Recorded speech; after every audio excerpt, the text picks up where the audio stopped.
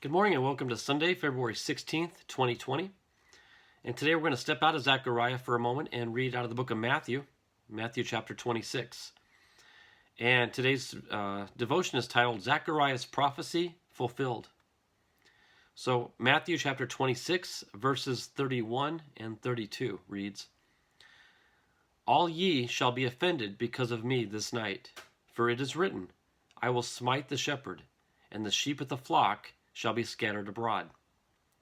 But after I am risen again, I will go before you into Galilee. The crucifixion and resurrection of Jesus Christ is the cornerstone of Christianity. So much emphasis is placed on his crucifixion to pay for the sins of the world that the resurrection often takes second place. However, the resurrection was taught every time he revealed his coming death. Without the resurrection, Christianity would be empty. It was the Father's ultimate motive. John 10:17 and 18 says, I lay down my life that I may take it again. No man taketh it from me, but I lay it down of myself. I have power to lay it down, and I have power to take it again. This commandment have I received of my Father.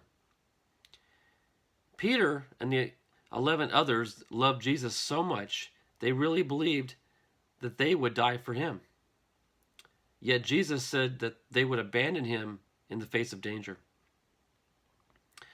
Peter's failure and denial was connected to a rooster. The rooster is the barnyard alarm clock.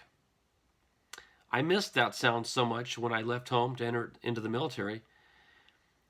I would stare into the mirror shaving and think if only I could just rear back and crow, I would not be so homesick.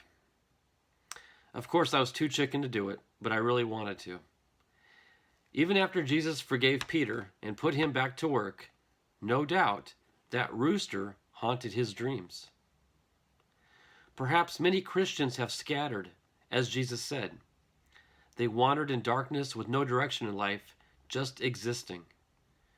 Jesus invites all his wayward lambs to come back to the fold for protection, peace, and green pastures.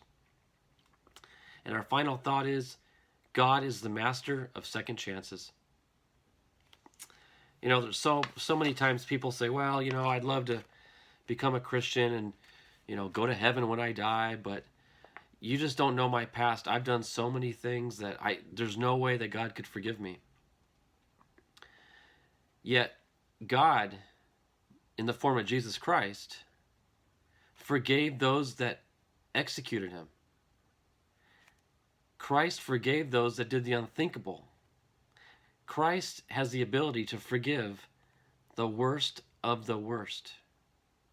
In fact, if you make the statement, God is unable to forgive me for what I've done, you're putting limits on an unlimited God.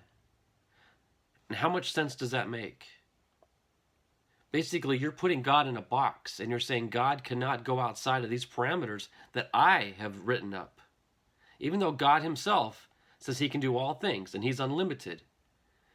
People take it upon themselves to put him in a little box and say God cannot do more than what's inside that box. And woe is us that think that way, because I'm sure there's a lot of people out there that would ultimately have gotten saved had they believed that God had the ability to save anyone for anything at any time. So don't ever think what you've done is so bad that it can't be forgiven. Now, granted, you may have to pay a price for what you've done, a physical price, but spiritually, you can be separated from that sin spiritually as far as the east is from the west. The Bible promises us that. And it would behoove every one of you all, myself included, to ask for forgiveness and place our faith in Christ, that no matter what we've done, that God has the ability, because he is unlimited, to forgive us of those sins. And then once we're forgiven, the slate's been wiped clean, we can move forward in our Christian life and we can learn how to become better and better people and help fellow man. But when you carry that burden on your own and you keep that sin with you and you don't release it, it's just going to wear you down and make your life on earth miserable. And I promise your life after earth will be eternal misery. So get rid of it. Give it to God. God says, give it to me and I'll take it. So ultimately, it's your choice. But I really encourage you to take advantage of the free gift that God's offering us. So thank you so much for joining me today.